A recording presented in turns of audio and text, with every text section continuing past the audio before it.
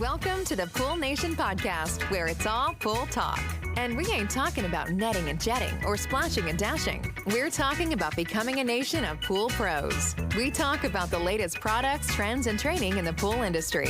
Now let's welcome your host, with over a decade of industry insider experience and still the reigning champion of Marco Polo, Edgar De Jesus, and his co-host, John J.J. Flawless, the fastest netter in the West, and Zach the Pool Boy Nicholas.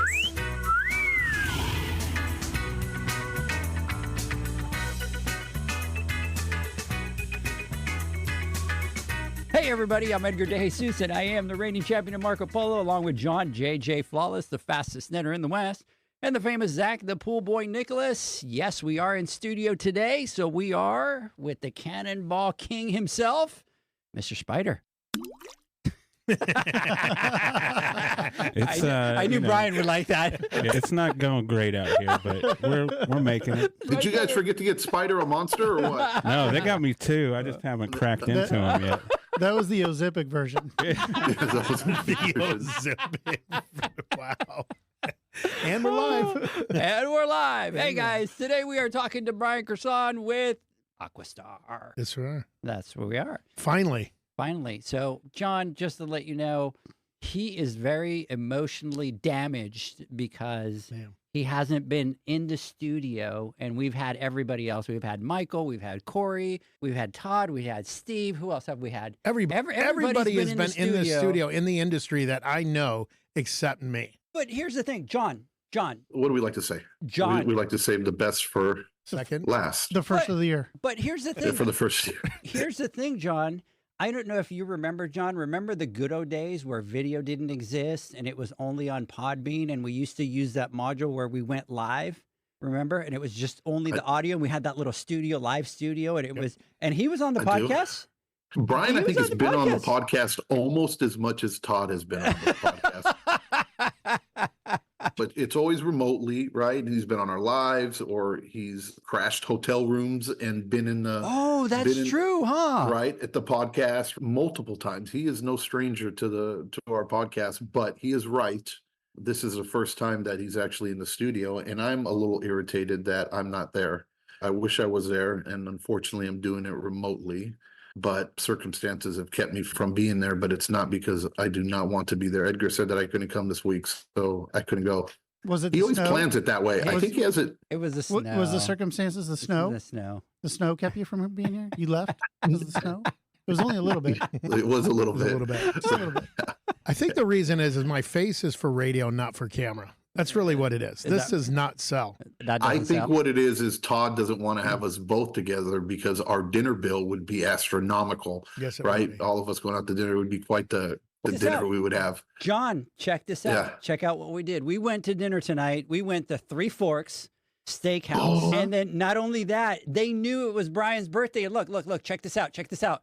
Boom, everybody signed the card. That's awesome. So, Brian, we want to wish you a happy birthday to you, my friend. We were really excited that you came out and you spent your birthday. Tell your wife we really appreciate it because we stole you on your birthday away from the wife.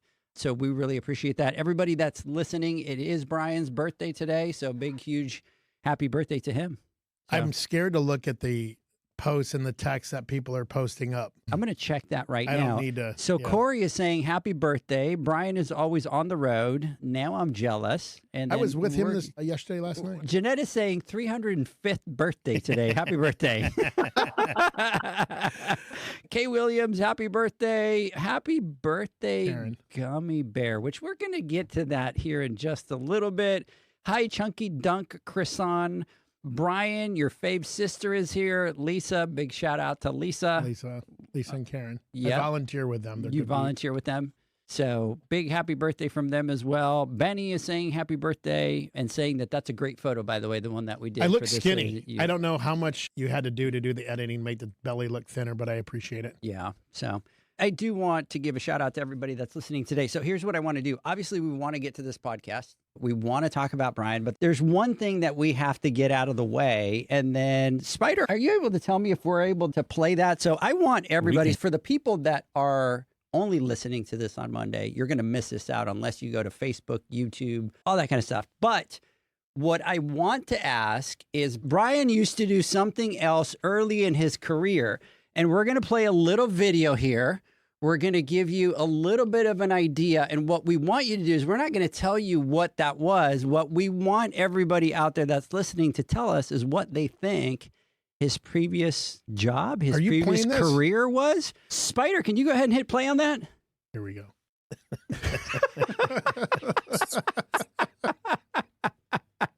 So for all of those of you that are watching, what I want you to do is, and we're going to get to this story in just a little bit, what I want you to do is tell me what he did in his previous career. So that is a bit disturbing to say the least. He was a stripper. Look at it. Very first one. Was that Gina? No, that was Jordan Nora. At least that gummy bear on their thing had a six-pack, or whatever that thing was. Squishy thing. Hey, Academy Pools, Gina is going, wait, really? What? It's her birthday today, too. Oh, what's up? Gina, happy birthday to you out Gina. there. Big happy birthday. Happy birthday. We love the Academy. I read them backwards. I read happy birthday, Gina, first. I thought that was a joke about them calling you Gina, and I was going to ask you what it was. But because there's always a story with you, my friend. There is. There's always a story with you. For you guys, type it in here. Tell us what you think. And he was Magic Mike. Wow. He can also play the drums. The Thunder Down Under. The Thunder Down Under. I don't know about the Thunder Down Under, but the visuals. Wow. It's starting to hurt. Why is Todd the only one that went to the visuals? Everybody was joking around, and Todd went to the visuals right off the bat. Thunder from Down Under? I mean, come on. Listen, why don't you tell us really quick what that story of that gummy bear was really quick, and then we could jump in and kind of get to this podcast. I was hypnotized at a convention and was up on stage with a bunch of people. And apparently when I was up there with a bunch of people and then it ended with a few people, I apparently did some air drums to Metallica or Van Halen or something. And then I got up and the guy said, "You're going to do this dance." And he turned on this, I'm a gummy bear. I got up and apparently in a tie, suit, coat, jacket, and did this complete gummy bear dance. And the worst part about it was Vegas, and I don't drink, so I don't know what would happen if I would have been drunk. So the gummy bear stuck because I danced to this song and apparently took the crowd. And there are people out there that still remember this, that are on listening, that were there, and it's very disturbing, and it has haunted me, obviously, till this day, and that was about 6 years ago. Haunting. But he's always with a bag of gummy bears, eating gummy bears. So why is that? That might be it, too. That might be part of it. So Aquastar is saying that video is gold out there. So, yeah, we'll have to definitely do that. Hey, maybe we'll give away the golden gummy bear this year instead of the golden ticket. Hey, just to let you know, somebody's on here. He was Milli Vanilli, Karaoke King. What is that about? I've done that a few times, too. But let's continue with the podcast tonight. Let's jump over everything that I want to Let's not forget about his hidden talent. We know that Bryan can play a mean air guitar. I can play a few mean things. Again, we need to get. Do we have a commercial break, Spider? There might be video proof of that as well. Oh, air guitar, air drums, air guitar. There is, and I mean, probably the best air guitar I've ever seen in my life. Okay, anybody that's listening, if you have that video, get that to me ASAP, and we'll try to play it here tonight before the podcast is over. So. There's a few. So, hey, everybody, look, we're all over the place today with this podcast. I haven't even said hi to John, Mr. JJ Flawless. We're missing you out here today, so big shout out to you out there. We are in studio, so big, huge shout out to Spider. We were missing Spider, huh? We've been talking about it for the last couple of times that we haven't been in studio in Spider, about 6 weeks? I have no idea. You have no idea? It's been so long. There's been so many people come through here. I forgot your face when you walked in until they said your name. Lucky. Like, oh, lucky. Damn. That's a low blow. That hurt. That hurt, right? That's probably the monster drinks talking. I'm juice. He probably went, oh, that's the guy that always brings me a monster drink. That's him. That's him. So. That's him. Todd's here. Mr. Todd, how are you? You're really quiet. Amazing. No, I'm amazing. I'm excited about this one. Yeah. Obviously. Excited to have you. Excited that you came out. And Mr. Bryan Chrissan, welcome. We're excited to have you on. I'm glad to finally be in the studio of Hall of Fame people that have walked through here and get my face on that camera. Everybody on your phones, I apologize. You're looking at this. So big shout out. Hey, let me get through a couple of housekeeping notes here. One of the things we want to talk about is this Saturday. So actually, by the time that this podcast comes out, the first Business Matrix will be in the books. So big shout out to all 35 people that have signed up that are going to be part of that Business Matrix out there. We are going to be talking about SMART goals, setting up SMART goals with everybody out there. You will have to set up two. You'll have a personal one that's related to business. You'll have a business one. We will introduce you to all the software where you need to track all that stuff. So by the time you're done with this first class, they need to come up with 2 business goals that we're going to hold them accountable to throughout the year. The next class is actually, I'm glad to announce it tonight, it's actually going to be out here in Texas. We're going to try to see how many people will come out, but we are going to partner with Josh Sandler from Gold Medal Pools, and we're going to go to Gold Medal Pools out here. We're going to do a tour out there. They service about 5,000 or 6,000 pools, so we're kind of excited about that. They build pools, they do all that, so we're going to hold that one at their headquarters out here. More details to follow for those of you that are part of the Business Matrix. But on that one, we're going to learn about financial KPIs, because what's going to happen in that one, Todd, is now in that class, they need to pick 2 to 4 financial KPIs that they'll start to track by the end of the year. So they'll have their 2 business goals. They're going to have their KPIs. And then in June, when we hit June, what's going to happen is they're going to bring all their numbers. They'll get a chart of accounts in March.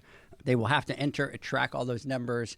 They will come in and take another financial class. They'll plug all the numbers into the software, and they're going to learn their cost of service. They're going to learn their profit per pool, their cost per pool.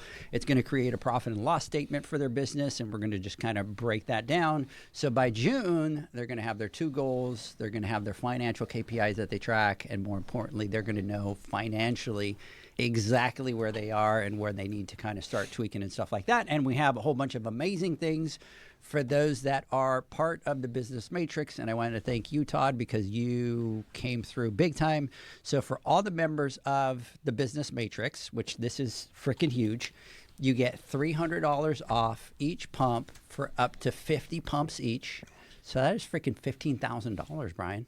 He's cutting into my mocktail budget. It's awesome. So we're doing that. We also have a couple other things. We have the attendant, which is actually going to do $500 off of their automation. And then the beauty of it is what they'll do for those people is they'll schedule one of their trainers to go out and help them install that first unit out there.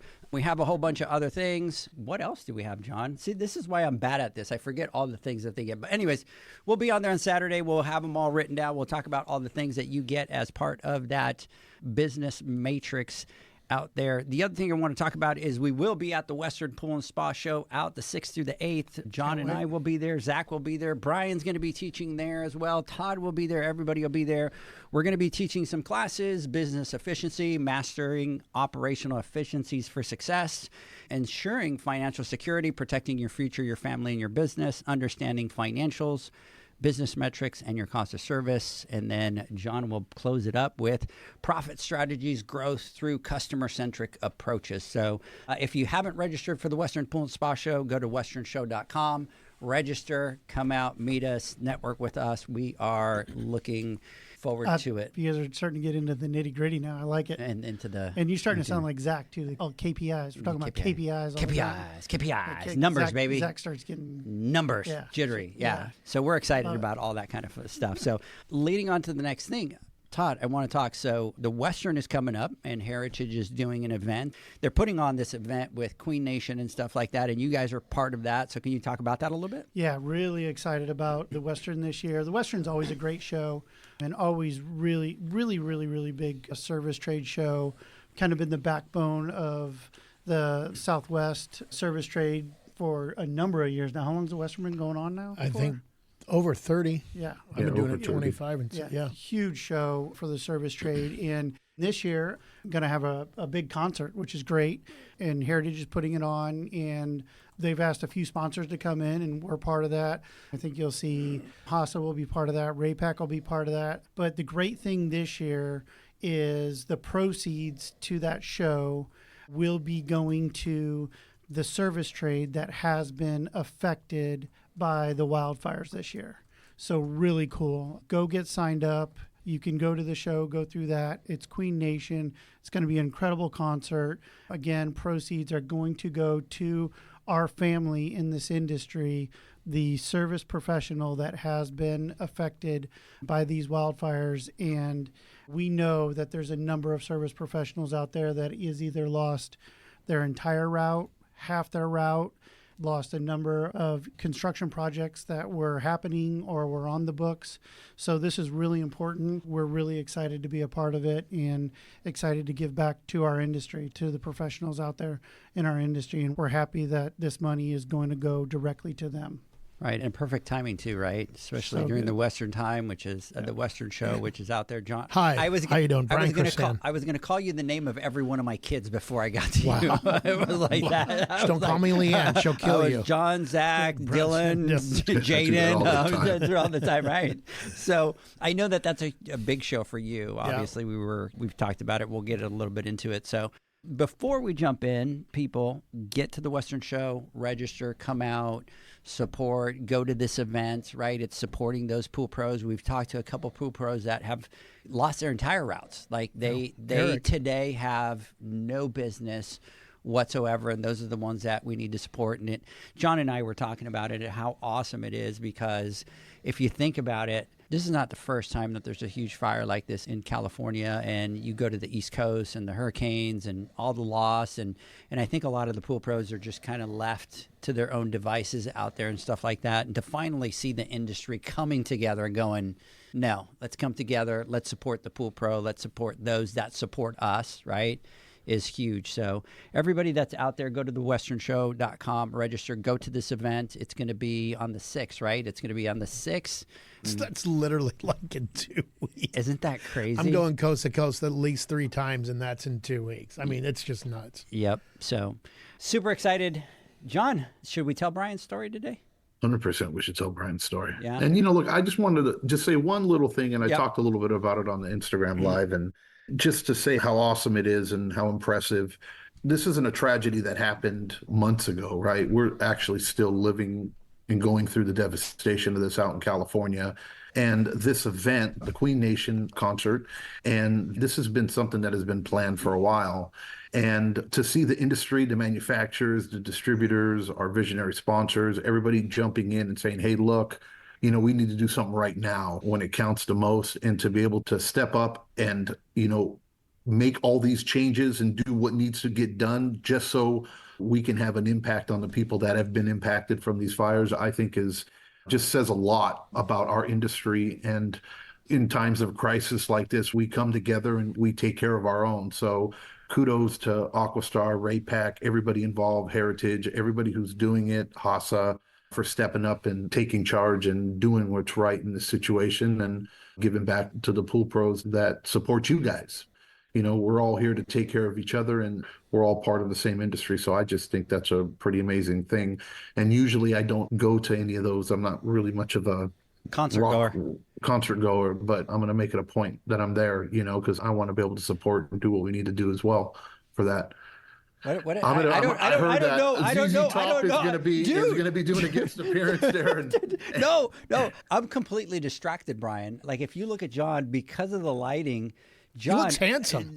But look at how gray his beard looks. I know. Well, we did that to him. You did that to him. We did that to him. It's really distracting, John. You got some dude, you got like major white, like all the way down.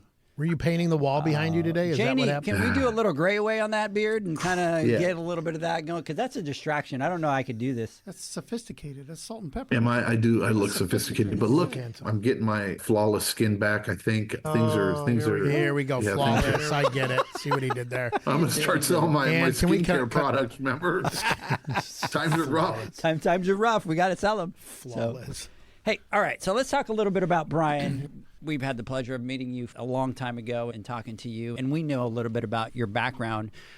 Obviously, we've only known you in the sphere of the sales side of it, but you're a lot more than that. You have a huge background in the industry. You're one of us. You're a pool pro, kind of had your business, got into the industry one pool at a time. So tell us a little bit about yourself and really take us all the way to the beginning. And how did you even freaking get into the pool industry?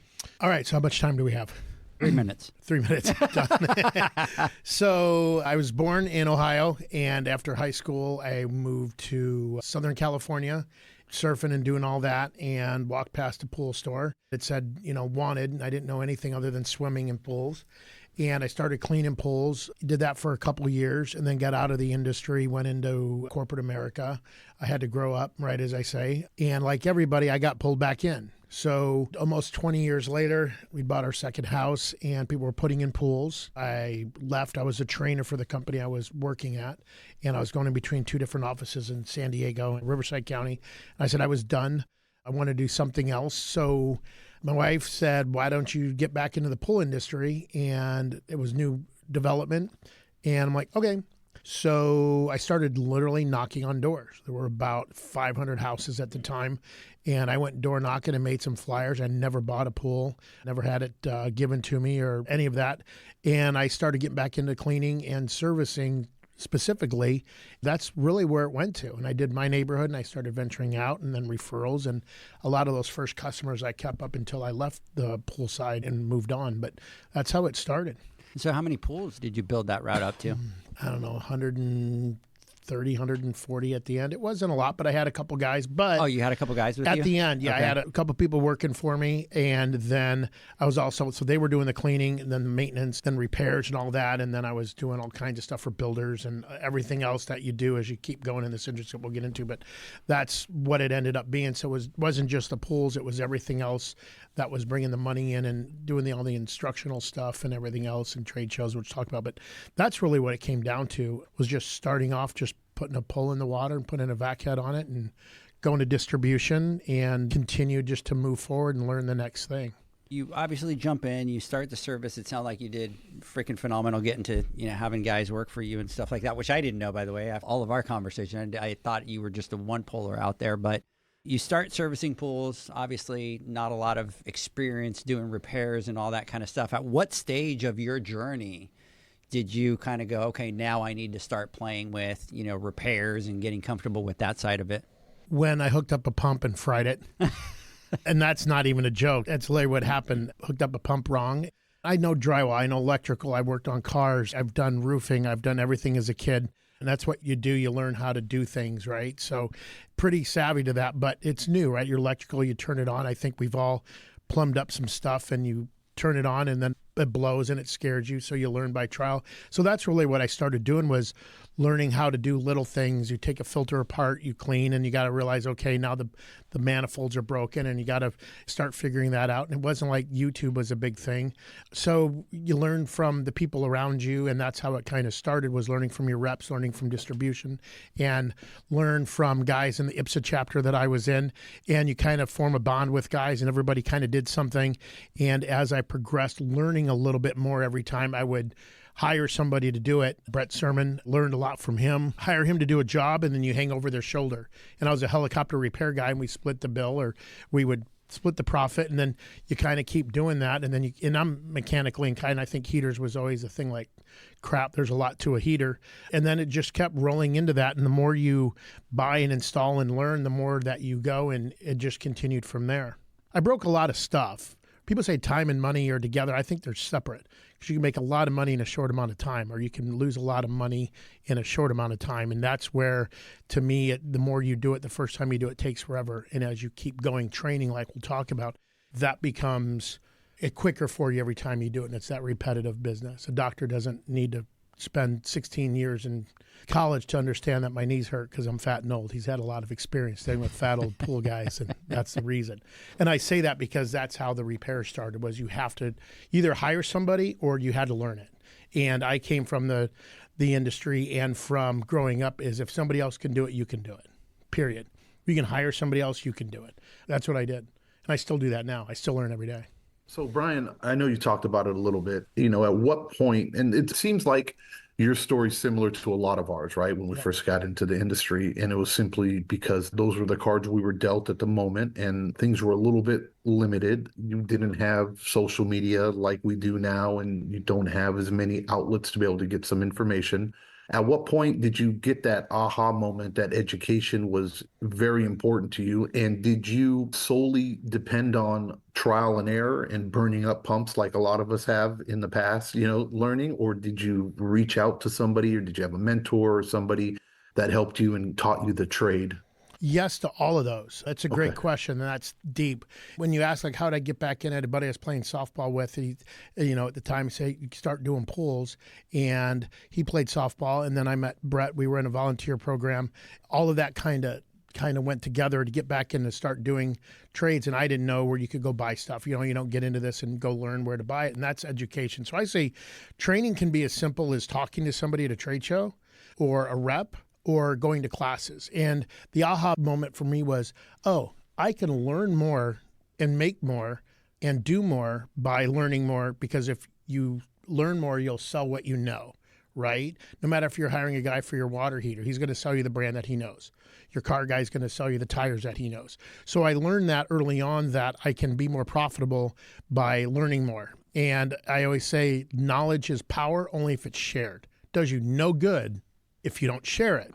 So I started going, you know what, I need to do this. Aha moment was breaking stuff. Okay, how do I get this? And learn there was distribution, and then distribution where I met Todd as my branch manager. You learn where the reps are, then they do tabletops, and you start learning that there's classes, and it just kind of steamrolled.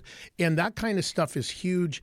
And everybody knows that my big thing is go to trade shows, go to the Western show, go to the Atlantic City, wherever you go, and get everybody's card. I just said it yesterday in Boise. I was in Boise, Idaho, and I told guys, and I always say this, and Todd here, just every time you go to a trade show, take a class. Make sure you take Aquastar's first and then go to everybody else's. But also take and learn everybody's business card. Grab them, because that's where you're going to get training, whether it's directly talking to your rep or doing something simple, learning from a pool guy in an organization that you're in, and continue to learn and continue to grow. And once you do that, pass that along. Don't keep that in your pocket for yourself and be selfish. Go and learn, and then hand that to the next guy, because there's going to be a next guy behind you. And that's really what made me do what I want to do. And I learned every brand, every manufacturer, every part, everything that was out there. And I just kept steamrolling from there. And then eventually you go, I kind of learned something. I should probably pass this along to the other guy. And then I did. And that's what kind of did that. And like you just said, we've all broke stuff. I've been on job sites where guys hook up stuff wrong, and they go, I got you. I'll take care of it. Oh, no, dude, this is my fault. I know. I've done it. It's cool. I had the same issue when I did it. So I think that's what it is. You learn by trial and error, and it sucks when it's your dollar. My old rep from Pentair, Wendy Corden, Todd knows, I dropped a full stay right backseat therm in the pool. What? 126-pound heater in the pool. What do? Hey, do you have a try me something, or can I get something? And it went right in the pool. So that's how you learn. And then you learn to move the hose after you done cleaning the pool before you put in a heater. So I've broken enough stuff to know what's going on and how to do it. That's really what it comes down to. But the part about learning is there's no limit to it, right? Nobody's regulating your consumption, right? We can learn and take in all we want. Nobody's sitting there saying you can't do this, you can't do that. Everybody's seen the movie Seven in here, right? Remember the movie Seven? Don't ruin it for everyone, but there's a scene in there with Morgan Freeman where he walks into the library after hours. Everybody remember that? He always walks in the library after hours, and he goes in there and he knows all of the security guards, right? And they're always sitting in there after hours playing poker. And he walks in and he kind of looks at the guys and he's like, you guys have all this knowledge at your fingertips, and you sit here and you play poker every night. Shame on you, right? Mm-hmm. That's the story, right? Like, there's no regulation on the amount of consumption and what you can learn. That was Bryan. He came and told me when we started the boot camps, he was like, I went and took a U.S. SEAL class to get certified on how to install a SEAL. And I'm like, what? They had those? And he goes, yeah. He goes, you can take a class on anything. That was Bryan. Like, there was no limit on what you can learn. And I think that's something that we should wrap our mind around as professionals in this industry, that we should go consume everything we can about our trade. Well, and you need to consume it not just once. You need to consume it multiple times, because, I'll tell my story of going to the Western show. I used to do the same water chemistry class every single year, right? It was a great class, but every year I walked away. Is this when you used to have to walk uphill to the Western Show barefoot? Both ways. Back in the day? In the snow, uphill, both ways. Get it right, okay? Well, there is that hill going up to the hotels at the Western, right? That's the one I used to go up to. Right. Yeah. hoping to win the truck. Right. Well, and that's it. Like Todd said, it's never ending. I tell my kids, if you want to be more valuable and you want to get paid more, make yourself more valuable to the company that you're in or yourself. Yeah. Personally and professionally. And that's really the big thing. We put on our blinders. We're out there all day long. You get home and you sit down and you get on the phone or you play poker, right? Or whatever it is that you play. And there's so much knowledge. I get all the trade show magazines. I read them all front to back. I didn't used to keep up on regulation in other states. Now I have to because covering the country, I got to know what's going on. So it's a constant fill your head. And with anything you do personally and professionally, continue to make yourself more valuable to yourself, to your industry, to your friends, so whatever. That's really what it is. And then surround yourself with people that do the same thing and like the same thing. That's the bigger thing. That's huge, right? Smart that people. Network, yeah. Yep. So let me ask you, let's kind of date ourselves a little bit. What kind of equipment do you use to install? Minimax NTs, Raypak RP2100s, heaters. I mean, you name all the big stuff. I've been across Gemini 2s, which are really old on a warranty call. I mean, you open an old Gemini up, it's green. Actually called Daniel on that one. Well, now he's with Jandy, but with Raypak. And I go, what is this thing? There's two guys in here with a stick, and they're ready to turn this thing on and spark the heater going on. And there was like a pressure switch and an igniter, and it was like a lighter. It was a big lighter. And he goes, dude, we haven't seen that one in a while. So yeah, that's how far back I go. Yeah. What about automations back then? I lived on a lot of Compool upgrades, Compool to Easy Touch upgrades, doing home warranty when people want to upgrade before Jandy RS. I date myself to, I put in Brentstrom, and I keep dropping his name because he paid me $10 every time I'd say his name. We put in one of the first IntelliFlows in the state. I did one of the first iAqualinks being close to Vista where Jandy used to be. I go back that way where, I mean, I'm only 26 years doing this, but I mean, I go back when I was doing the automation when I first started in the early 90s, and there wasn't a lot. I mean, there was the air switch. I know the name and I can't think of it. Oh, yes. I know it and I can't think of it. And that's where, you literally push an air switch and it hits a diaphragm. It's it's a closed contact and you're going on spas. So somebody's going to put the name in there and I know it and I can't think of it. But that's how far back I go. But a lot of it wasn't automation. It was an intermatic clock. It was a T104 clock, or in Riverside, John, there was T101, 110 clocks, and then one leg was always hot and you kill the switch and you still hit yourself, with the electricity on the back. And then you learn you got to check your voltage. So stay right pumps, Ortega valves. I mean, the old stuff. So we've come a long way from Ortega valves, and Todd's shaking his head like, oh, I sold a lot of that crap to you, dude. So those old gray Ortega valves. Those old gray Ortega valves. So, and that's not as old as a lot of people can go back. I know some people back there with glass bottles and wooden cases that carry their chlorine, right? That I hear. So it's a little bit. It's not as far back as most, but cut your teeth on the far old back. Stuff. I mean, especially where we are today, and everything. Technology. And everything has a computer now. Yeah, everything. Lights have a computer. Like, I'd hate to start now. Back then, it's easy. You had an incandescent light. You had a 220 stay right pump or whatever brass pump you had. And you had easy heaters. We had low NOx heaters in California. But I'd hate to start now. There's too many computers. Somebody jumping in the industry now, I think, has it harder than they did back then. That's a great point, because even when I started and I was doing repairs, it was just all same thing. It wasn't a lot of automation, so you learned first variable speed pumps, right? So it wasn't like you go out to the market and everything's variable speed pump, right? It was just Pentair pump that came out, the IntelliFlow, and it was just that one, and then slowly they started integrating. But now you get out there and everything's automated. Back where I was in California, it was all Intermatic, and you really didn't have automations. And you look at that, everything has a computer, and then they're all hooked to a computer, and it's on your phone as a computer. Like, try to start doing auto repair now as opposed to back in the 70s when you had a Holleycarb and a V8, and you take the top half off, and there's no computers. And now everything's fuel injected. You can't touch your spark plugs, and everything's got a screen. Look how much you have to learn. Yeah. So it's the same concept. It's just technology. I got Brent over here saying, I installed those Compools, Len Gordon air switch. Urban valves. Those made people quit. So that's the Brent that I'm talking about. Yeah. And Brent, you owe me $300 so far. So I'm not done dropping his name. Big shout out to you, brother, out there. Bryan Sadler over here. Len Gordon AS-2-95 air switch. That's the one.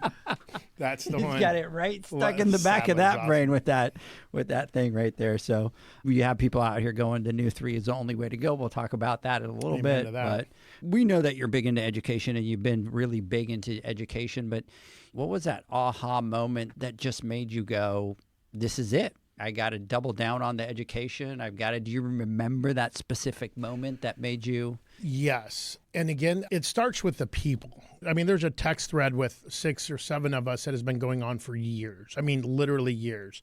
And it's because you get yourself in with good people and good, honest guys that run a good business. You get distribution, you get reps that are good business. And that's where it starts. Education just be calling a buddy and going, hey, I've got an issue here. Or, hey, I'm doing this. That's as organic as it is picking up the phone and calling somebody, or finding somebody in your IPSA chapter, maybe at distribution if you don't have IPSA or UPA or some of these organizations across the country, or FSPA. And it's as simple as education, just calling a buddy and texting and sending a picture. And that's really the education that started. And then I started going, you know what? If I learn how to do this, why can't I do this? And I don't know how to do mastic, so I'm going to go take a mastic class. I'm going to go take a DecoSeal class. I'm going to go take an Intermatic class and get certified with Intermatic. And people laughed at me. And I would go like to the Western show, which was my home show, with Eric Nielsen, the director. And if I didn't get to that Intermatic class this year, I would go next year. If I didn't go to that Hayward class or Pentair class, I would go the following year, because I wanted to learn. People, why are you wasting your time in Intermatic class? Well, I learned if you look in the back of an Intermatic, when it's got power and there's not a little gear turning in the back, all you have to do is replace the motor and the whole thing. You don't have to spend more money, and you learn little tricks on how to hook up a fireman switch. And you learn one more, and I use David Haas's golden nugget. You learn one more nugget than you did the year before, even the same instructor. So I might teach a class and somebody goes, Matt, last time you didn't say that. Well, I might not get to it, right? Todd's going, you're talking too much. We got to end the class. Go. No, not now, but I mean in a class. Well, and now. So, you learn these golden nuggets, in the words of David Haas. You pick up on those and you go, oh, now I can go to a job site and learn one more little nugget to put in my bag that the other guy didn't know or I didn't know before. And then I go, oh, I need to go more. And my buddies, what are you doing going to the Western show? What are you doing going to this tabletop, the Hot show, the Inland Empire show, or the San Diego show? Because I'm learning a little something every time, and that makes me money. That's what I tell guys. Go and learn. Take a day. Everybody that you do pools for, that you clean their pool, your customers, have a job where they have to go do mandatory training. Go do that. Go learn. Because if you do, and you could take a day, whether it costs you free or it costs you a couple grand at the Western show or the Atlantic City show or the Florida show or whatever show, that $1,000 that you're going to spend is insane amount that's going to turn you profit. Take an accounting class. Like Todd says, watch your pennies and watch how you do your business. You can be the best carpeting guy, the best painter, the best roofer, the best pool pro. If you don't know how to run a business, you're not going to succeed. And that's the big thing. Everybody's, I'm too busy to go learn. Really? I can't tell you how many times I've been to a class and taught a class and tell guys, come to my class. I don't have time to learn that heater class, man. I can't be there. The next day, hey, man, I have a heater question. Are you kidding me? I just spent 8 hours yesterday teaching a class on heaters, and now you're calling me because you're too busy? You know what? I'm too busy.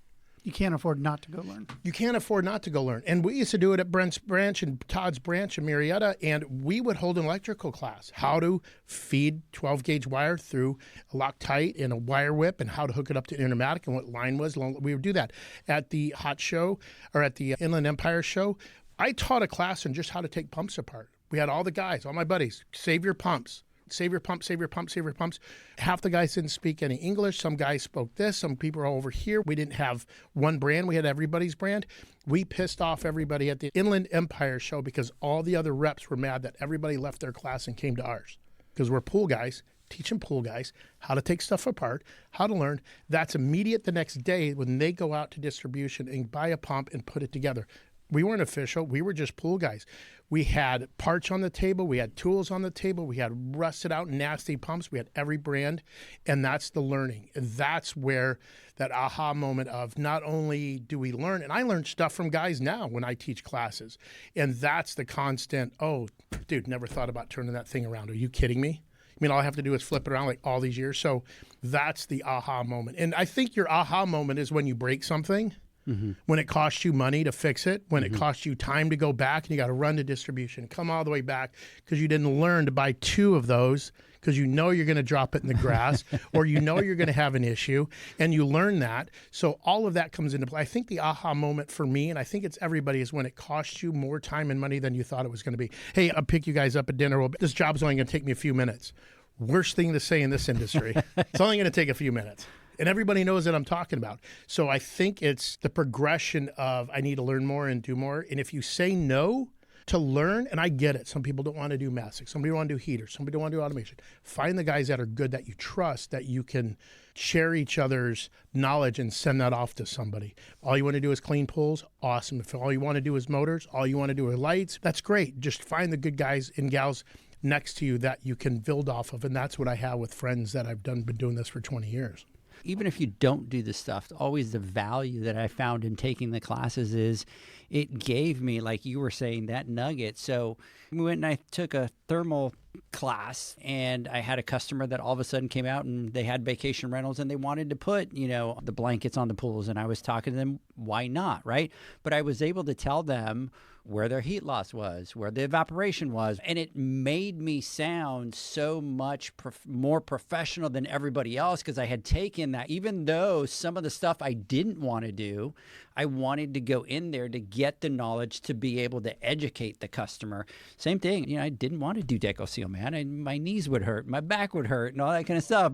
But being able to explain to a customer where the concrete is going to crack and why it cracks, and just giving them all that information, is powerful. Now, the interesting thing is, we can obviously tell that you're huge into. Whoa! I'm huge. Is the camera picking up on that? Easy, Tiger. Easy, wow, Tiger. Todd. Got a little bit of a complex. He's got a little. So you take your passion for consuming education, and then at some point you find yourself being the educator, right? And you were kind of sharing some interesting stories that we were talking about when we were talking about the pool cleaner way back in the day. Yep, we learn these things. And so at what point do you close your eyes and open them and you're like, holy crap, now I'm not consuming the education, now I'm doing the education? Great question. And that comes with people coming to you going, hey, do you want to teach this class or can you help me? And I realized that because the people that were giving me knowledge, my reps, Bob Seward with Hayward and Mike Giddens with Jandy at the time and Chuck Conti. And I say these names because these are the guys and gals that help me out, and they go, hey, can you help this guy or help this pool guy or come to this class and do that? And I thought, you know what, I'm going to give back. And we would do it at distribution. We would hold just a pool guy training or at IPSA. And people coming to you asking for help is humbling because you've asked them and you can help other people be profitable. And friends that aren't in the industry would say, why would you help your competition? What are you doing? Why would you go help the guy? Don't you want to beat him into the ground?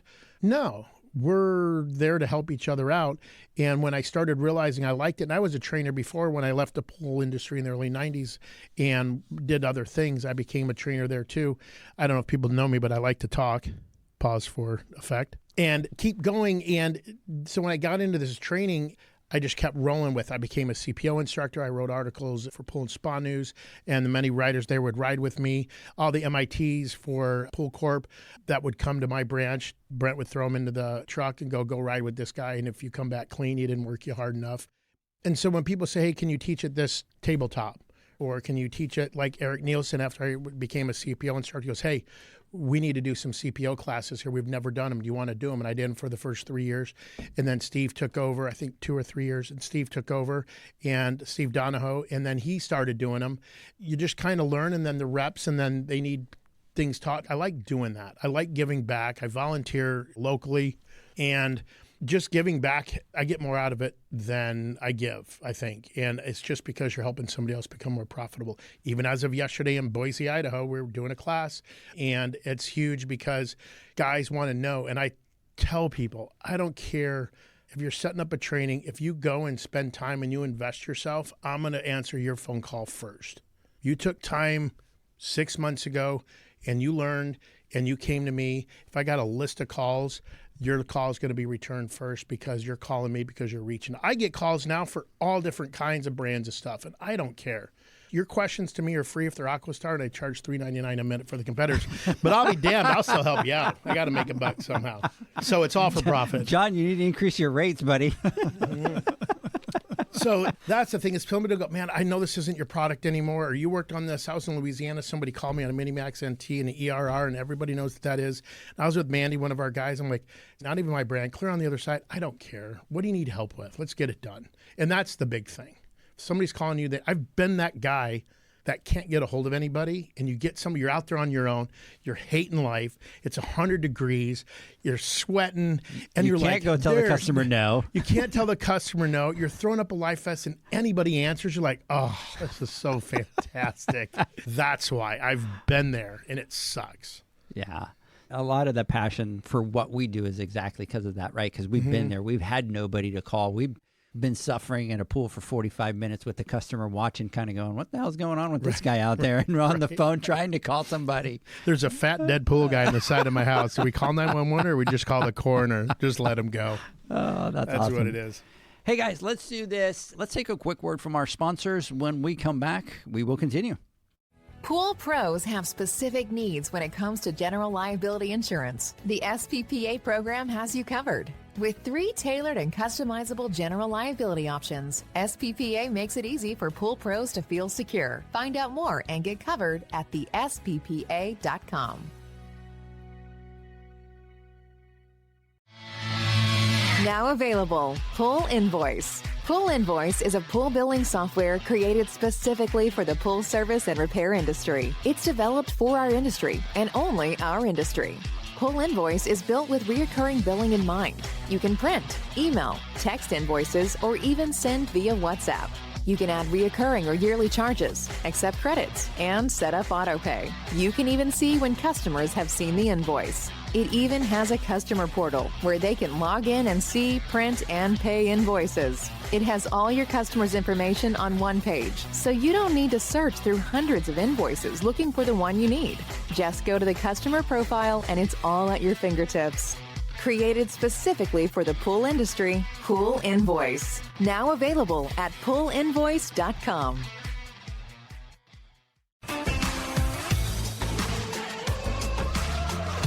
Blu-ray XL is the power of minerals working for you. Reduce your overall chemical costs and labor up to 50% guaranteed. Whether you have 20 accounts or 20,000, Blu-ray XL's direct pricing and free shipping to the pool trade have you covered. Improving pool professionals' profit and work-life balance is what they do. Blu-ray XL, the real mineral purifier. Visit them at BluRayXL.com. Blu-ray all day. Aquastar's new pipeline cartridge filters, available in 2 sizes, deliver top-notch hydraulic efficiency along with best-in-class filtration performance, approaching that of DE filters. Uniquely designed, open pleat spacing means 100% of the media square footage is usable. And these claims are backed by NSF test results. Designed with the pro's time and comfort in mind, the patented double locking system improves safety and ease of access, making filter cleaners faster than ever before. Available now. Ask your supplier for pipeline filters today. Natural Chemistry, a leader in specialty water care solutions for over 30 years, is proud to provide products that make pool service easier than ever before. Its unique enzyme formulations in Pro Series Pro Blend improve efficiency of your pool program while reducing frequency of filter cleaning and scum lines. Natural Chemistry is also well known for its wide variety of phosphate removal solutions that include a non-clouding formula in Phos-Free and extremely high-range removal with Pro Series Phos Remove or Phos-Free Max. Save time, save money, save work with Pro Series products. Stop sacrificing durability or efficiency with the help of Raypak's new Avia HD models that utilize NITEC, their exclusive industry-first technology. NITEC heat exchanger technology is Raypak's latest solution to superior strength and maximum efficiency when it comes to residential pool heating. With 900% more nickel compared to copper nickel in critical surfaces, NITEC creates an ideal surface to protect against scale formation and erosion without compromising on Avia's 84% thermal efficiency. Learn more at raypack.com/NITEC. The next evolution in lighting is here. Universal Color Logic 2.0 from Hayward. The latest in pool and spa lighting was designed with you in mind, making installation a breeze. Upgrades include a detachable cord and first-of-a-kind adjustable lower catch to overcome variations in plaster thickness. As always, Universal Color Logic lights retrofit into virtually any in-ground pool or spa while delivering industry-leading, vibrant color. Visit Hayward.com to discover more. Welcome back, everybody, to the Pool Nation Live podcast. We were kind of doing a little test over here because our ads are a little bit shorter. We were kind of trying to do some little betting to see if John would be back on time.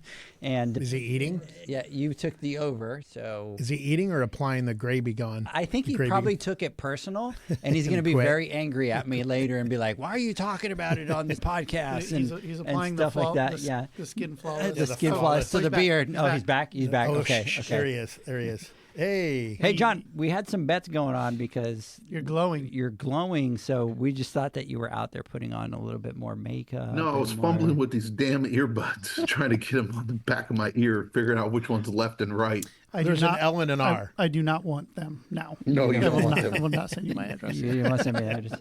They're pretty freaking cool, though. They're my favorite now. No, they work very well. They work awesome. Very well. They're just a little more difficult to put on than I would hope, and I think that after 500 podcasts that I'd finally figure it out, but I can't. You doing okay over there, John? I'm doing great, man. Yeah. You know, I know I'm quiet, right? I've been biting my tongue this whole time because I know. Todd's been telling me, did you piss off John? Like, no. I'm like, I didn't do anything to him. And look, this is Brian's time. Look, everything Brian is saying, man, I mean, it's hitting home, right in the heart. And I know that Brian says that he's a talker and he likes to talk. I'm a talker. I like to talk, right? When I talk about something that I'm passionate about and training and, you know, our industry and all the shit we've been through growing up in it and the trials, the tribulations, the, you know, the friendships, the education, the classes, all that crap, that's my jam.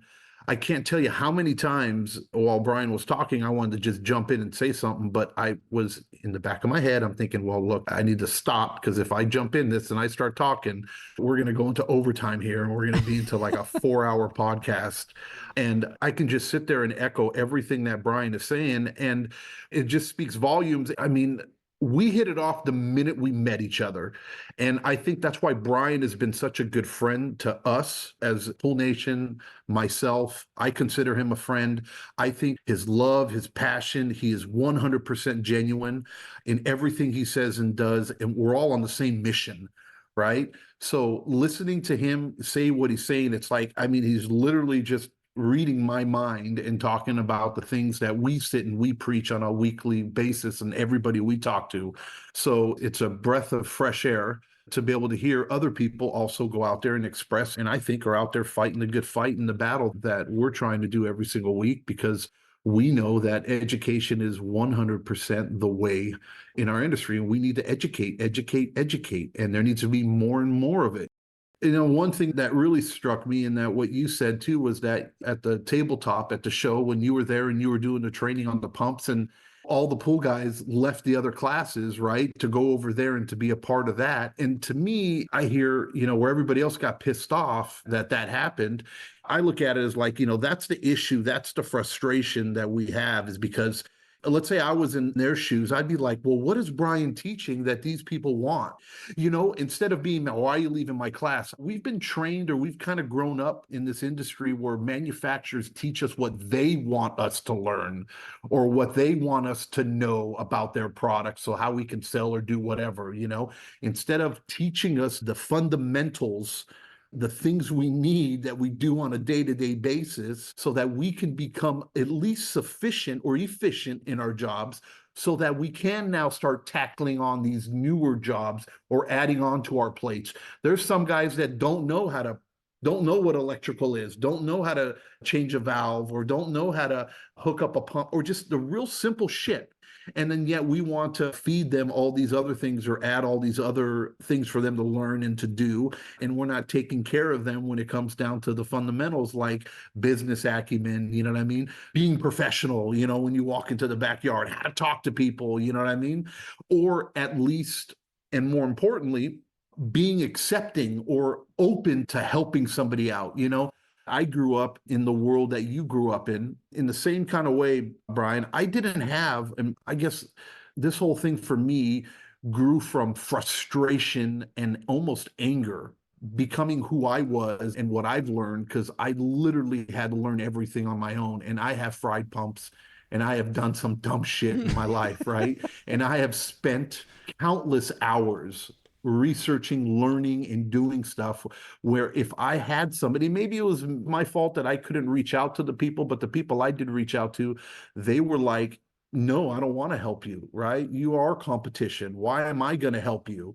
Or they don't want to tell you the right way how to do things. And you talk to a manufacturer or to a rep, and if it's not about their product, they don't want you to waste their time. You know what I mean? But where you come from a world and you have the mentality where it's like, I don't care if it's not about Aquastar, or when you were with Hayward, if you're calling me about a Pentair, if you're calling me about this or about that, you understood the importance of education, right? And building that relationship with them, because once you build those relationships, people tend to gravitate towards the people that they feel comfortable with or that they trust and that have been there for them in the past. And then in turn, right, that turns into sales for your company or whoever you represent or whatever it may be. But it's because it's the long ball. He's a pool guy at heart, John. At the end of the day, no matter what he does, it doesn't matter what he sells or any of that kind of stuff. At the end of the day, what he is he's a pool pro, and he's going to help another pool pro. He gives a shit. He 100%. doesn't forget where he came from. You know what I mean? And he understands the struggles, right? And it's not about a quota, and it's not about this or that. I mean, of course, it's important that we all make money, right? Well, let's talk about that quota thing, because Todd's making faces over here. No, but look, there's different ways to get to it, right? And I think the more sustainable, longest lasting way, right, where you can build an empire is by doing it this way. But again, it's not the easy way, it's the harder way of doing it, right? But we've been talking about that for the longest time, and there's very few companies that listen and do it, for God's sakes. You know what I mean? That was great. I guess we're done here. I want to leave my list. John, you should see him. His chest was getting really true, big. Man. John, I want to hug you, buddy. Look, Bryan, let me tell you something. You're gold, Bryan, buddy. He's the You're first gold. person, he talks a lot and he says, and he has fun and he jokes and he kids. But at the end of the day, dude, if you seriously listen to him when he talks, dude, he doesn't talk about himself. He's always talking about somebody else. And he's always trying to make other people feel good. There isn't enough, and I think this is what our purpose is, especially here. And I was going to save this kind of for my final thoughts and stuff. But, someone like you, Bryan, and I mean it. And look, I mean it, brother. I don't bullshit. You know what I mean? There's not enough of you in our industry. All right. The ones that are around, unfortunately, there's a lot of people that take you for granted or don't understand or appreciate, the impact that you've had on people's lives. Because I can count on one hand how many people in my life, period, especially in the pool industry, when I started out, that I actually could reach out to, or that I can help, that was actually gave a shit about what I did and what I was doing and the betterment of me and my business. And I don't forget those people. There is not enough of that in our industry. And I have had horrible experiences over the years, from rep to rep to rep to rep, because their agenda and our agenda, or whatever it may be, doesn't align at that moment, or however you want to look at it. I don't want to get too political, but we all know the truth out there. You're definitely one of the good guys, brother, and we appreciate you. We could not be any happier that you're in a position now. And I know I'm going off subject here, but here I go. That's why I wanted to shut up and not talk. But I'm gonna say it anyways, right? You're in a position now, right, where your beautiful butterfly wings can fly, right? Oh, you're a beautiful butterfly now. What is that? What is that? You got the fancy national training manager now, right? You know what I mean? But you're in a position now where you can impact and you can help out so many more pool pros in this industry. And anybody who's listening to this podcast, any one of our followers and people in the future that are going to be listening to it, right? Bryan's one of the good guys. He really is. And he likes to kid around and joke and talk down on himself or play himself down or whatever, but at the end of the day, when it comes down to it, he truly gives a shit about you. I felt that way from the very, very, very, very beginning. So absolutely. That's what I've been thinking. Let's not leave out I'm really handsome. I mean, honestly. So let me ask you this. So we all know that you work for Hayward for a while, but now you're with Aquastar, and there's no secret that they're putting an amazing team together. But what made you want to go work for Aquastar? I mean, Todd has mentioned it several times. He used to be my branch manager a long time ago, and him and I have always stayed in touch. I'd see him build up Aquastar in sales, and we'd reach out. I'd see him at the Western Show. What are you doing? I was traveling the country, and I kind of always, to be honest, I'd always thought I'd go work for Todd at some point just because I like the way that he is. He's very commanding. He's very personable. I was with Hayward. I covered the Western U.S., and I did a lot of training, West Coast from Texas back to California with some other guys that we partner with in the new 3 with Dave and Keith and Ken Kaufman. And I like that training part. Todd will tell you he was after me for a while. And it really came down to he called me as he normally has, and, what are you doing? What's going on? We got to serious talk, and I wasn't looking to go. Hayward's been great. I'm here because of there's great people over there. There still are. I hear people all the time and from them, and it was, I need you to come over here. We can't get to where we're going, where we want to go without you. I said, what's the position? And he said, as we said earlier, he said, we don't hire positions, we hire people, and I need to exploit you across the country and let you run. You need to get out there and go. That's humbling, and that's a lot to the testament of Todd, that he runs a company, and I knew it, that he keeps his hands off, and keeps his hands off letting people do what they want to do, but he's very hands-on when it comes to getting stuff done. He's the president of the company. He's here, right? I don't know what other presidents of companies you've had come in here. He also is at trade shows, turning the wrench, crawling in these crates, getting dirty. I mean, we're at a trade show here, that international show, and I'm like, let me get in that box, and we have to lock down the crates. And he goes, you're not going to fit in here. I'm the skinniest guy. Scoot over. And it's that. And when people walk by and see the president of the company doing what he did, cutting his teeth at Aquastar, going out and selling $2 fittings, and then running the company, and Olaf being the owner and the team that Mandy's put together, it was inspiring to see when somebody says, we need you. There's not a way to answer that. And then I hung up the phone and said no. And then there were several after that. And I think it was that. I've had bosses like Colin at Hayward and Dave Randall. I drop names because everybody asks, how did you get trained? And these are people that have mentored me, that have allowed me to do what I want to do. And when Todd said, hey, come over here, we sat and talked, and he said, I need you to go across the country and do what we need to do. And I think that had a lot to do with it. And the training opportunities he had, that he knew where it was going, and they needed somebody to do that. Steve Barnes does an amazing job.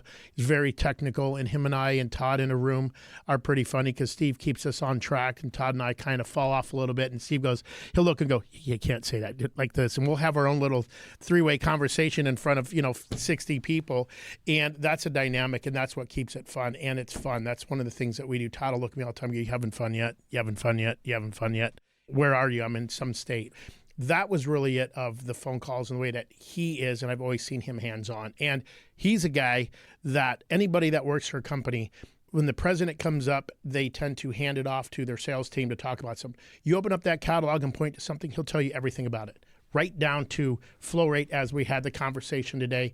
And when we were drinking, I think we stopped at Summer Moon 17 times today. That was Todd, by the way. He knew exactly. I said, I think that return fitting's about 12 to 25 gallons a minute. He goes, it's 9 to 20. Who does that? Who knows that shit? It's Todd. And that's the big thing. That's what got me to come over, is that kind of presence. That's huge with me. That, and he gave me a couple hugs. Nice work. Okay.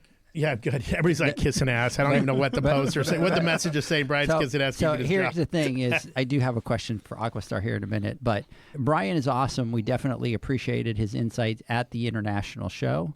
That was Journey Smith. She's Houston, I think, out here in Texas. Jeanette, very true. Bryan is one of the good guys. He will 100% help you no matter what the brand. And he also, just like you guys, pushes people to be their best. We are all lucky to have him 100%. Big shout out for Jeanette out there. And then Daniel's going, you guys just have an absolutely amazing team. And it's no secret. It's no secret that you guys are out there trying to... You guys are no dummies, dude. I look at Aquastar and what you guys are building, and the team and the talent that you're bringing on board. It's like the dream team, the Olympic dream team, the basketball dream team back in the 90s, right? With Jordan. You just mentioned the Bulls. Dude, you know what I'm talking about. You're definitely building... the Bulls. Is that when you bought those the first Jordan Nikes things that you wouldn't take off and you would sleep in? He's got the rod. Dude, I used to have that shoe. I would pump my, the little bubble, and I'd pump my shoes up. You know what I mean? Remember those? You're going old school. Yeah, you're going a little off the rails, dude. Don't go there. Those were Reeboks. Those are Reeboks. So, hey, Bryan, what is your official title at Aquastar? National Technical Sales Manager.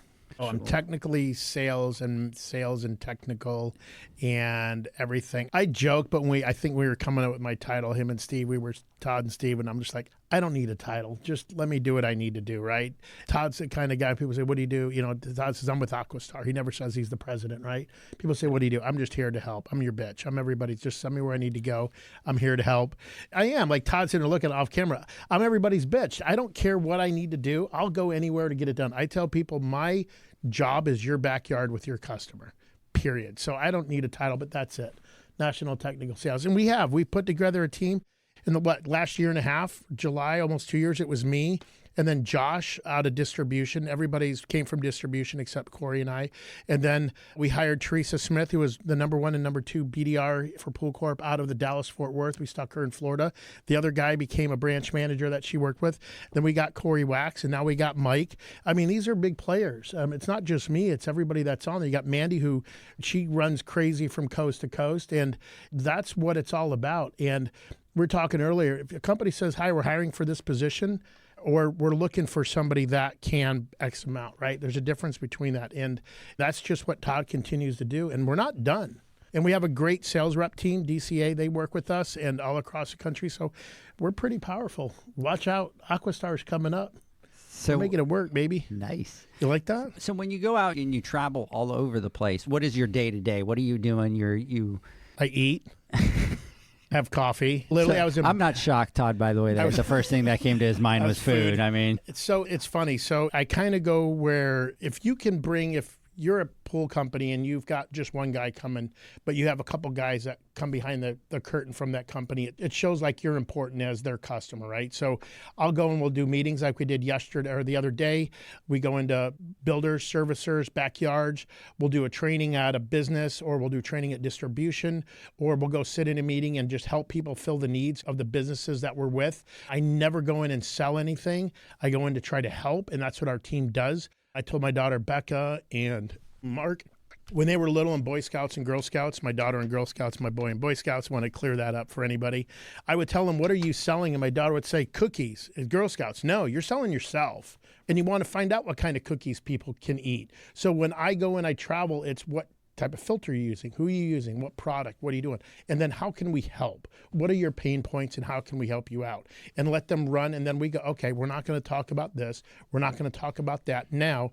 And then we go in. So I get called to do just a little bit of everything, and that's the fun part. I do a trade show. I'll do a training. We do the boot camps, and then I'll be in a backyard. I'll do my poolside with Bryan. Did everybody write that down, poolside with Bryan on Instagram? I didn't have an Instagram before I started. So, and I do whatever's needed for the company. And Todd will call me like he did last week. I'm going from Salt Lake City on Sunday to Wednesday, and he goes, can you go here? Well, I've got to be in San Diego on Friday. I've got half of Wednesday to be home and Thursday. And I go, yeah, where do you need me to go? Let's get it done. And then turn around on Sunday, come home, turn on Monday and go to Atlantic City. So I'll be in 4 major cities within 2 days, 3 days, and that's what we do. And if you ask, what do I do when I'm out? I go and do whatever it is that we need to get done because it's fun, and I get to eat a lot. That's pretty much it. Outside of that, I have no idea what I do. He started with food and ended with food. He couldn't, just... I'm literally going to a state, and Todd and I did it. Todd called me, and he goes, hey, we need to get to Florida, and we need to put in some equipment. And it was an overnight. We both got delayed. We both got in at 10 o'clock at night, and we're out the next day at 6 just to go put in equipment. And if he's doing it, I'm doing it. And when he says, can you be here? Yep. When Mandy says, can you be here? Yep. And that's just what we do. I'll do whatever it is that we need to do and get it done, and that's the best part. It's a lot of travel, but I knew it, and it's fun, and I like it. So, Todd, how many times did you have to call him to get him to come work for you? We had talked about it for a number of years, I believe. We've known each other since 2006. Mm-hmm. Yeah. And, Now, was he your branch manager? He was the branch manager? He was the branch manager. They opened up across the street from a PP at the time, and he was a branch manager. And then I started going in there. Mandy was the BDR, and I talked to her a couple times. She helped, but I go in and do my thing, and then he left, and then Brent took over, and then it's running ever since. And now Derek takes over branch. And actually, Bryan and Brent, who he speaks of, Sermon, were service customers of the branch, and then Brent sold his business, and I actually brought him in. I hired him to come into the branch.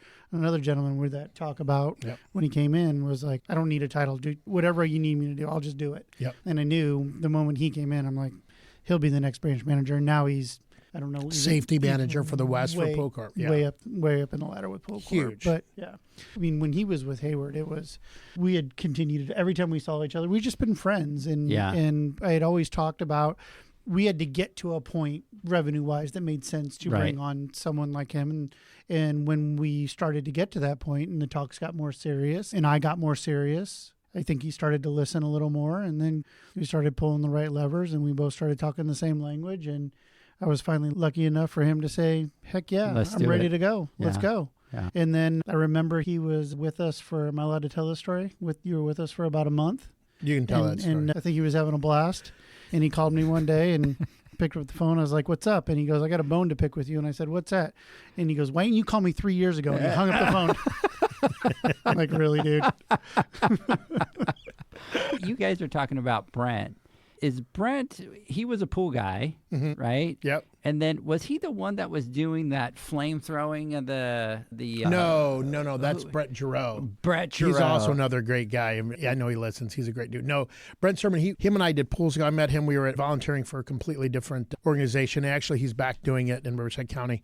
And we met doing that. And then he was doing pools, and I was playing softball. My other buddy, Brent, taught me a lot. And then when he went to distribution, he called me that day, and he goes, be over at my house. I got to take the letters off my truck. And I helped him peel the letters off because he was going to Todd's branch, and he was doing commercial pools, and he went there, and then now he's running the safety for Pool Corp for the West, and that's what he does. So, and there's other pool guys, Lance and Alan and Paul, and these guys are guys I just ran with over the years that were all in that little cluster in Temecula Valley down there. And you just, like I said earlier, you surround yourself with people, and it's training from everybody all the time. So it's good, and the more people you meet, the more you become smarter, and the more people that can help you out and that you can help. That's why I say get everybody's card. Know your reps. I think that's something that a lot of pool pros don't take advantage of, is really kind of tying into, and we talk about it all the time, but it's always a complaint from the sales reps, right? And not a lot of pool guys, they don't want to, but it's what we talk about, man. When you're in the backyard by yourself and you can't figure something out, and you've got only 3 or 4 buddies that do pools, because let's be realistic, when you start, you don't have a lot of buddies until you get into, whether it's an IPSA or a chapter, that you start to meet other people. Not everybody does that at the beginning, right? Not everybody jumps into an association right off the bat. They start doing things on their own. So you don't have the pool guys, but that's the big, huge opportunity to reach out to sales reps and get them. And they automatically think, well, I'm not going to get their number, because if I call Bryan, Bryan's going to tell me, oh, just install my product. That's what you got to do. Like, they feel like you're going to push the product down the throats. And, and that's not what's going to happen. You're going to get a guy like yourself that's going to be like, let me help you. This is what you should do. This is what you know. So we talk about it all the time for everybody out there, man. Just get out there, get people's contacts when you're out at these events, network. You're talking about it all the time. Todd's out there all the time. I see Todd giving out his phone number all the time. I mean, what? And it's like you say, what president do you have that you could pick up the phone and call and be like, hey, I've got a problem with this product? I stop guys at gas stations. I've thrown T-shirts and my business card at lights. I'll honk the horn and throw a guy a hat or a T-shirt and throw it across at a light, and hopefully I make it in the window. And they're like, what? And that's just what I do. And I don't just push what I do. I push to help. And if it comes around, great. If it comes around the next time on the sale, great. If it doesn't, that's fine. But when everybody, like JJ asked, you asked, what's the moment, when do you learn? I think you learn the minute I walk into his branch. I'm only here because of a relationship with Brent, or with, is it Todd? Todd. With Todd. I get. See, I'm not the only one. Right? I get my everything he did, he just undone. Right? He undone, yep. I get my rep, Wendy, out of Southern California. Her and I talk just as much as, and we help each other out. And reps, we call each other. So for everybody that's listening, that's not asleep, because I bored you guys for the last hour, look in your truck tomorrow. From your test kits to every bag and everything you buy at distribution, every one of those pieces of things that you buy, everything has a rep attached to it, whether it's an OEM or a rep company. And if you don't know who that is, that's the fault of you not going to shows and that rep probably not reaching out. So look in the back of your truck and look at everything that's in there. There's a rep for everything. And I'm privileged to know just about everybody in the industry with those products. And it's only because I've stuck my hand out enough and people have allowed me to meet them and help them out. And a couple of years ago at the Pool Nation Awards, there was 250 people there. And I knew 220 of them because the other 30 were pool people from across the country that I didn't know. But I know all the reps. And I'm just like, wow. That's a testament to doing what we do. Todd knows everybody that there is in distribution because he's been doing this long enough. It's 100% relationship based. Absolutely. Todd, is it okay if I send you memes at random times during the day? Does Benny? Depends. Benny, yes. And then Jake Rambo is asking, what's Aquastar warranty phone number? Gosh. It's my phone number, 469-885-2278. I just put it out there on the internet. Wow. If you're going to put it in the men's room, just, Which, by the way, John, I don't know. Available Thursdays. Yeah, Thursdays for maybe a good time. This is completely off topic, but just to let you know how I am with John and Zach all the time. So I went up to OU to visit my daughter, and they have this old sandwich shop that's been owned by generation to generation, and they allow you to write like on all the walls and all that kind of stuff. And so, of course, I put for a good time, call John, and then I put John's real phone number, and my wife got mad at me. She's like, why would you do that? And I'm like, funny. It's the boys. It's funny. So just to let you know, John, the last time I went back, I went and I looked at it. Somebody scratched out the phone number. So somebody from the store probably didn't have a good time with John. Yeah. So you must have dropped the ball or not answered the phone. You weren't a good time. So, hey, let's see here. Somebody from LinkedIn is saying happy birthday to John. To Brian. I did get somebody that sent me a message that said, is it really his birthday? So, absolutely. Not answering absolutely. I'll always say absolutely. So, listen, what are you teaching at the Atlantic City show? So, Steve Barnes and I are teaching filtration and how to be profitable with filtration, just hydraulics and pumps.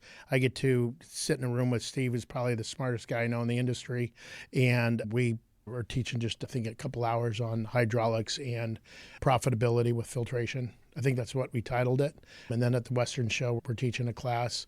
So at Atlantic City, that, and then we're doing a little bit of take it. If you think you know filtration. Oh, take it. I listen to Steve. You don't know filtration. Yeah. Take it. You will get something out of it. When Steve Barnes has a thing online, I listen. I mean, he's a guy you want to attach yourself to when you're trying to learn something every time. And that's, so we're teaching a lot of classes. This year I'm focusing on training a lot coast to coast and doing everything that we can. Because if you know your product, you're going to sell the product, you're going to fix the product, you're going to make it work. And a lot of times these classes aren't Aquastar. They're hydraulics, it's electrical, it's filtration, it's ozone, and we don't do heating. I don't do heating anymore. But partnering with Ray Pack and the pool attendant, it's how to hook up automation. So a lot of times they're like, hey, you could talk about a topic, but you don't bring up Aquastar, right? But we all wear our shirts and we say go down to the booth. So, and sometimes we're like, yeah, roll. I mean, we do it at distribution. I'm all over the place. And that's what we're doing this year, is focusing on the education part. Yeah, I mean, that's the basic foundation of our company, right? Industry driven. Mm-hmm. That's where Steve Barnes aligns with our company so well. That's where Brian aligns with our company so well. Industry driven, just raise the bar. And that's when I say it's, I mean it when I say go learn filtration, because if you can learn proper filtration and understand it as a service professional, your homeowner has a better customer experience, and you're going to save yourself a heck of a lot of money as a service professional if you understand proper filtration for your customer. I'm going to go sideways here and ask you a question because you just said that. So is that something that strategy-wise you guys think of when you're hiring people? It has to go with that philosophy of what Aquastar stands for from that standpoint? Yeah, absolutely. I think it's a couple things. I'm really big on fundamentally sound. I grew up playing a sport and was fairly decent at it for quite a while. And he says he's fairly decent at it, and he's hitting shots off the second roof into a filter. Like, whatever, Todd. Your underwater basket weaving career really took off, right? And he's like on the second floor. When he first started doing that, I'm like, there's no way in hell he's doing that. Like, the third shot was like pumping. I'm like, nothing but net. What? Yes. So anyway, it's a sport that, in any sport, but fundamentals are paramount. And I've kind of live my life by that, like get a foundation and have sound fundamentals. That's the way we roll at Aquastar, sound fundamentals. And then, as Brian said, we're hiring people, not positions. And I love when I talk to someone that we're thinking about bringing on, or reaching out to someone that we want to bring on, or someone that reaches out to us that wants to come on, and they don't care what their title is. I love that. Like, just plug me in. I can do it all, right? I'll get in the trenches and I'll sit and dig through a spreadsheet if you need me to. Like, I will literally do it all. And that's why when Bryan came on, he was like, call me whatever you want. I don't care, right? I love that. Corey came on. He's like, whatever it is, I want to be able to go do what I love to do. And they're all just industry driven. Like, it sounds really simple, and it is. But yeah, but so many people get it wrong. Yeah. I mean, that's what we look for, right? That's what we look for in the industry. And Steve Barnes said it. He goes, I'm privileged to work for a company that allows me to go out and do things. A lot of what Steve does is outside of Aquastar. He's not a direct relation in a sales meeting, right? And he's teaching a class that he can't bring up Aquastar. He's bringing up VGBA, and he's bringing up this, and he's on this committee, and he's in Washington, D.C. on Capitol Hill. Like, we have a guy that's on Capitol Hill helping write legislation for 2 years from now wearing an Aquastar shirt. That's huge. And Olaf lets us go and do that. Todd lets us go and do that. So I am privileged to go and do whatever it is I need to do. And I get the calls, what city are you in? I don't know. Let me look at the skyline, right? I was up at 3:30 the local time here, 4:30 this morning in Boise, and I'm sitting here. This is what we do. And that's what Todd allows us to do, and that's what Mandy allows us to do, and that's what our team does, Jason, Josh, and Omar, and we just go and do it. It doesn't matter. That's what we're If you think about the fundamentals of having people like this in the industry that understand the industry, and then having a Steve Barnes out there that understands the side of the industry of the codes and standards, and then installation, repair, and then you have a sole owner in Olaf, then you have the manufacturing capability that we have. We can solve so many pain points. Yep.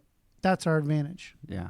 Yeah. No, you guys have a huge advantage, and you can see it, especially when you go out and do the facility tour. It's like, I think that's the biggest eye-opening. You're like, oh, because it's one thing to talk about it, right? And you talk about concept from napkin to finish, right? But you really don't understand what that is until you get into your facility and you go, oh, that's why they're so agile. That's why they can make so many changes. That's why they're so fast. That's why you can listen to the customer as much as you do, right? Because you can tell somebody, tell me what your pain points are so I could fix it, and you're true to it, you fix it. Not let me hear it from the sales guy, and 4 years from now, nothing was ever done. I think Bryan challenged Olaf from the jump. Day one, he was with us. He was like, we're talking about the filter, and he was like, you said, everybody says no tools for the filter. You don't need tools. And we're like, yeah. Bryan goes, oh, for the drain plug, you need a tool for the drain plug. And Olaf's like, hold my beer. And how long did it take? Less than a year. There's a wrench that it goes with the filter now.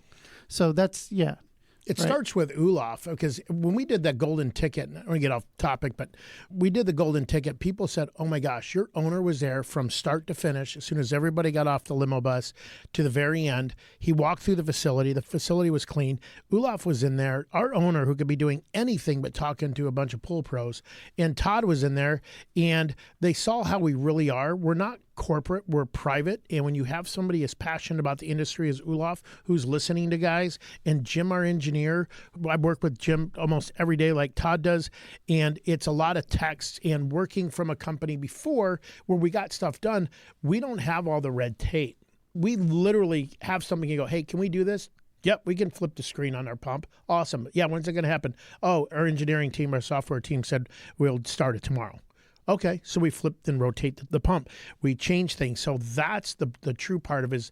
It starts with Olaf, it runs to Todd, goes to Mandy, goes to our teams, and we make it happen. It doesn't die on somebody's desks. That's the big thing. And I think that's why we do what we do. The compliments we had of what people didn't realize what we do when you go through the plant. That's the big thing. And that's training. That tour was training our customers. That's all it was about, was training and showing people what we do and how we do it.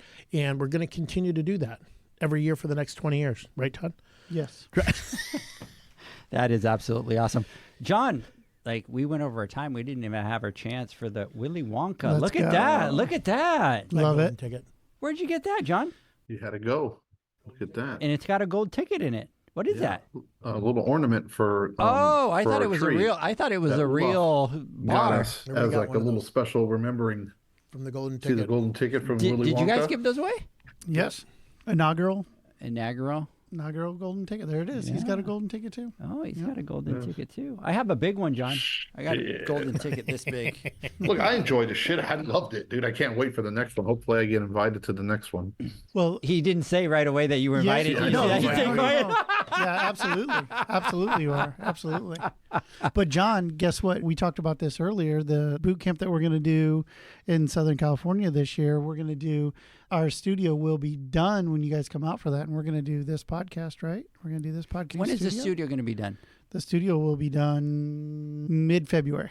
Are we going to be the first podcast? Yep. So we're going to break it in? Yes. Okay. Only if we break it in. Only if we break it in will we do the podcast from there. If you let somebody else run a podcast, then it's off. So now when I say back to you at the studio, we actually have a studio. Yeah, you right? truly can say do. back to the studio. Awesome. Yeah. Nice. So training. That's what that's for, is training. John, we need to come up for a topic for that podcast. What do you think it should be? Any thoughts? Talk about food. We're talking about brother. There Amen. you Right, go. right there. Right there, baby. We'll put that, hey, there we I go. got a couple messages on here that I want to talk about really quick before we go. Let's see here. I want to get to the point where I can get a free lunch every day from the reps I meet. Got to play the system. See, they're getting smart. Happy birthday. Love that ozone. Thanks for the filter and pump, Todd.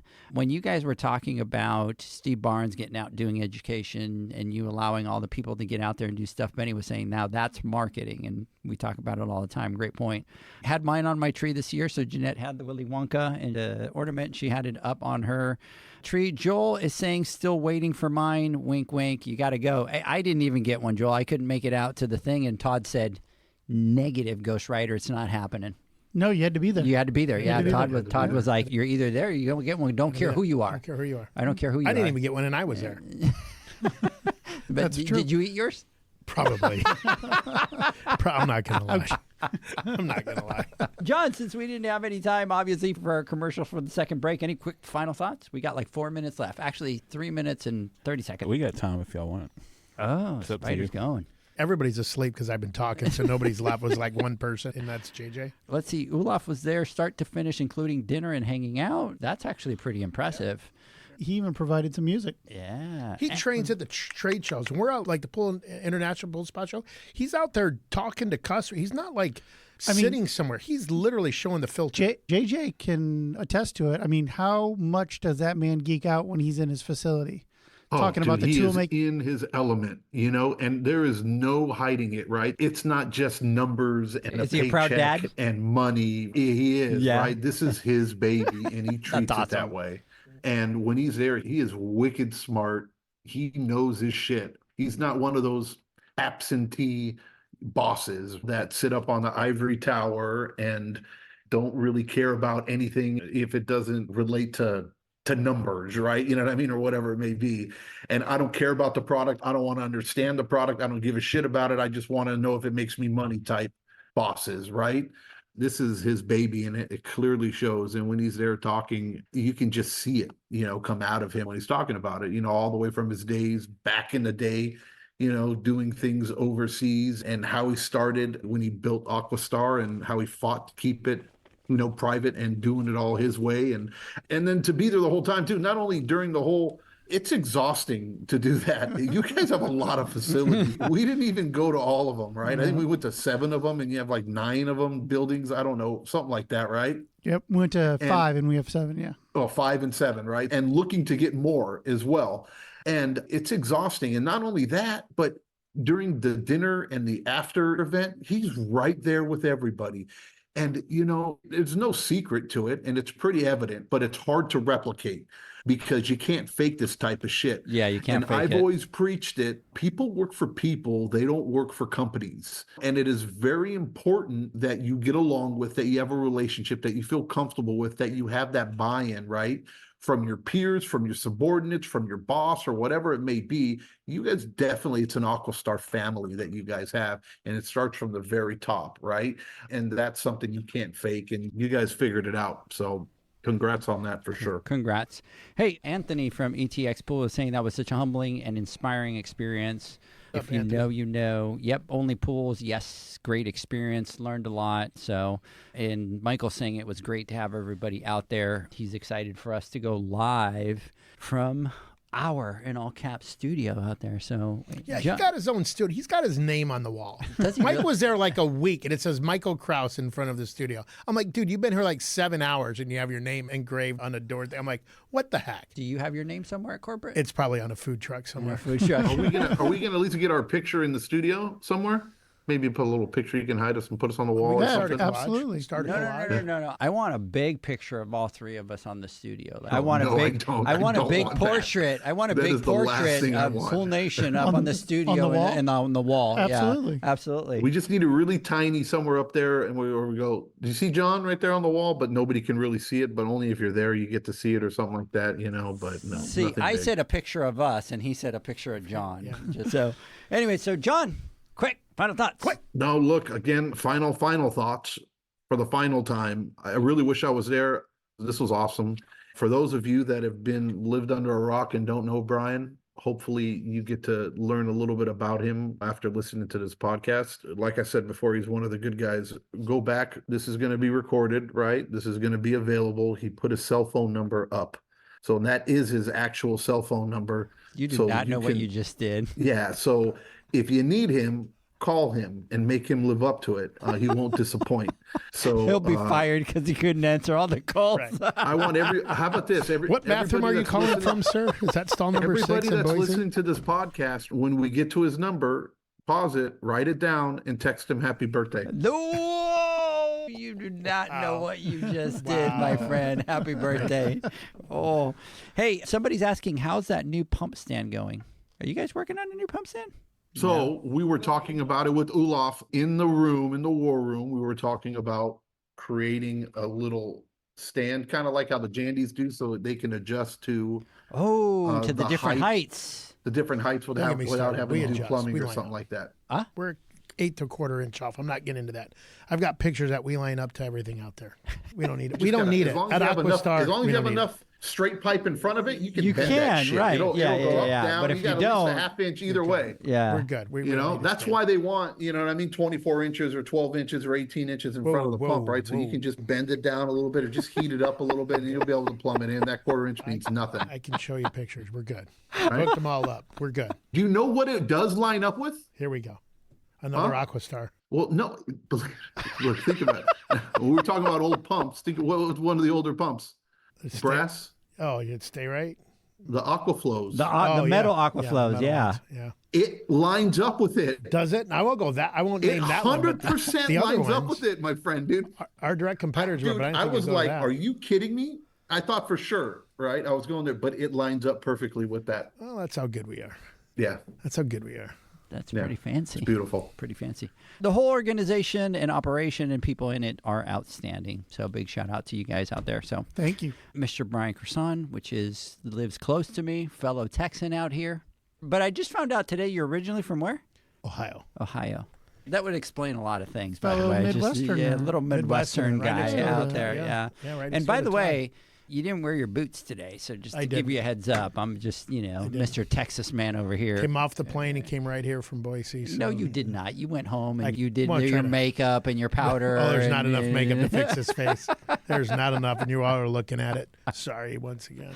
So, Bryan, absolutely. Just thank you for everything that you do. Like I said before, at the end of the guys, everybody that's listening, Bryan's a pool pro at heart, right? That's the beauty of it. And for you to be able to work for a company that allows you to do that, right? And not so much of you have to be in front of the computer and you have to be plugging this in and you have to be doing that. No, you're spent all your time out there, doing what you love, doing what you want, and being able to help so many pool pros.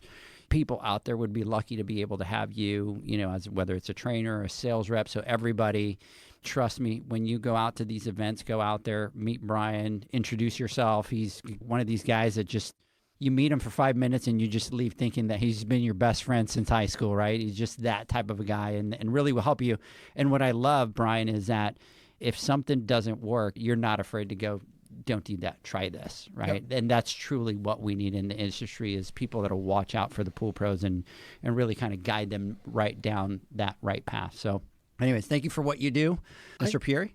Real quick, I name drop because it's like running your business or doing anything in life. You take a little bit from people you learn over life, whether it's personal or professional in your career, or if you do things, you take a little bit. Todd, speaks of his mentors, and I have many because I've used a lot of people selfishly to learn and do, and I've learned from reps, and I've learned from my past people that do what I do, and I learned from other people in the industry, and that's why I dropped the names of the people in this industry, because they are instrumental of getting me to where I am, and I wouldn't have been able to do that without reaching my hand out and meeting people, customers, the horns, the distribution.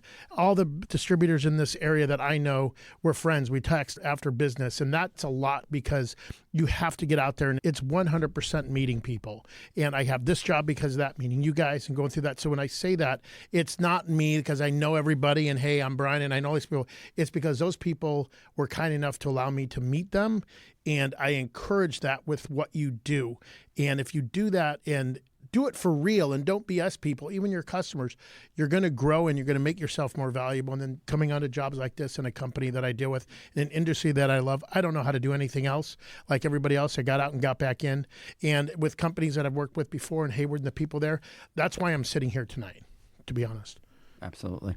We really appreciate you guys coming on. I know that you had a really long day today, and you were like all game. You're like, oh, I'm in. Yeah, I've got to do 2.5 days, and I'm on the By the time we get you back home, and you're going to be up almost 24 hours. Yes. So we really appreciate that. I got a question here. They're saying I will 100% put your picture up in the office studio, John. Will there be another golden ticket event this year? Absolutely. Absolutely. Yes. I just got a question. Will there be a golden ticket something in 2 weeks in Atlantic City show? They missed something there. Maybe. Oh, it's good. Okay. This is way above my head. That's above your pay grade? Yeah, pay grade, definitely. We're going to have a little twist this year. Yeah, the winners of the golden ticket. So stay tuned. The winners of the gold from last year? This guy's good. No, on who's going to win this year. On who's going to win. There's a spin to it. Yeah. This guy's good. It gets you going, doesn't it? Wonder what that is. I'll find out on the drive back. You'll find out on the drive. Because we're going to stop off at Summer Moon again. Summer Moon. Summer Moon, the best coffee in North Dallas. There you go. All I'm going to say is pay attention. Okay. Just pay attention. Okay. But it'll be in Atlantic City. Pay attention. Okay. Things are happening. In Atlantic City. Because that's the first show. Yeah. And if you haven't tried the new 3 with us, Poolside, and Raypack, you need to start because some stuff's going down and it's awesome. So that's what you really need to get into. I'm just going to end with that. All right. So anyways, everybody, hope you have a great weekend. We are going to be doing The Matrix on Saturday. Super, super, super excited about that. And we'll catch everybody next week on the Instagram Live when JJ and I go live. John. We go live. See you on the other side, buddy. Till next time. Till next time, my friend. Have a good one, everybody. See you, boys. Good night. Bye, guys. All right. Thank you.